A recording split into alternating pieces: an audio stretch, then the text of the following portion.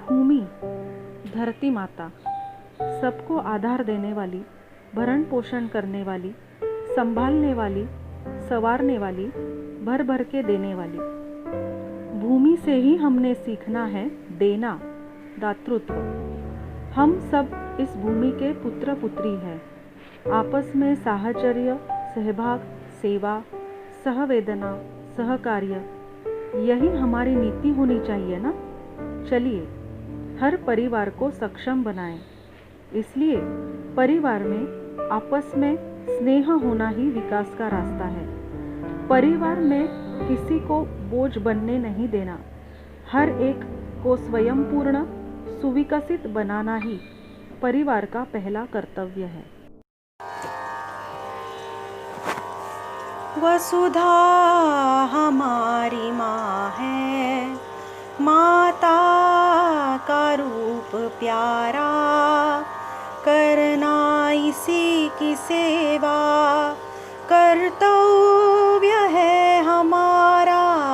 वसुधा हमारी माँ है, जननी समान धरती जिस पे जन्म लिया है, निज अन्न वायु जल से जिसने बड़ा किया है।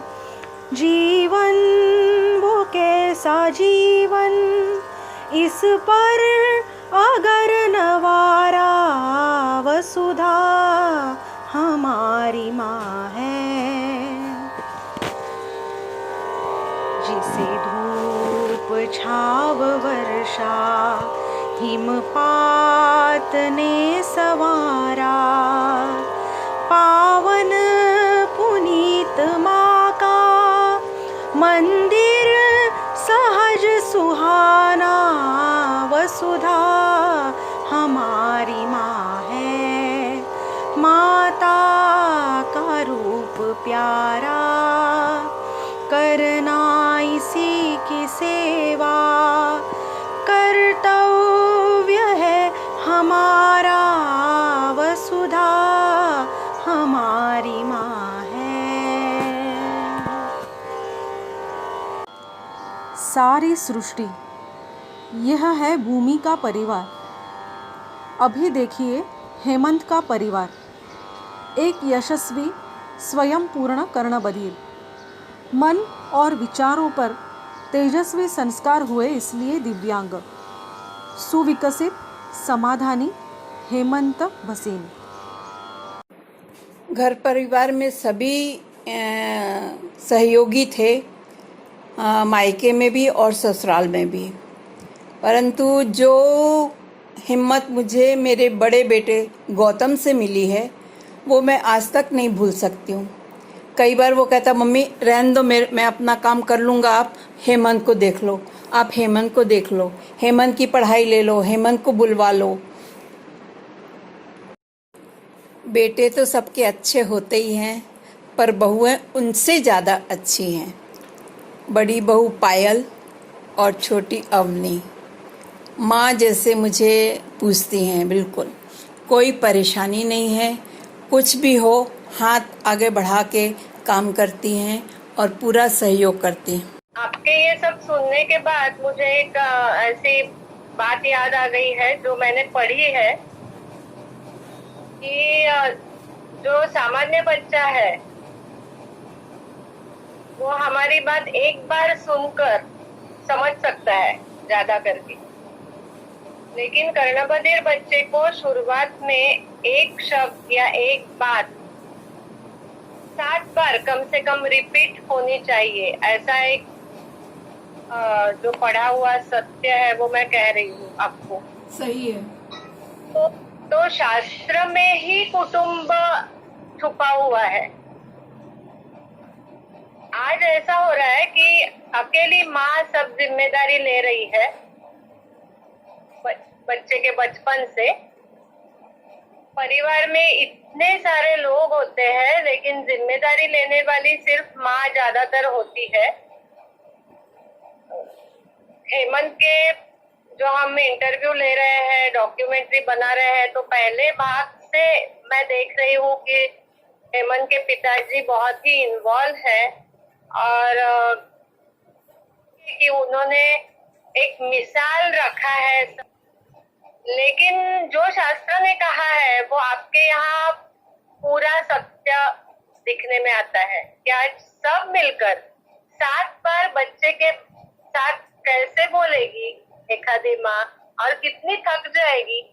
आज समझो जिम्मेदारियां बांट ली हमने, पिताजी ने, भाई ने, बहू ने, अभी उसका छोटा बच्ची भी है तो उसने। तो आज कर्णबधिरों को माता पिता के रूप में भी कुटुंब बहुत सहाय दे सकता है। उसका उदाहरण आपका घर है। तो हम इसी क्षण इसी ऐसे उच्च ऐसे एक अनुभव में हम रुकेंगे कि जहाँ पर पारिवारिक संपन्नता है वहाँ पर शिखर तक पहुंचने का एक संकल्प हम कर सकते हैं।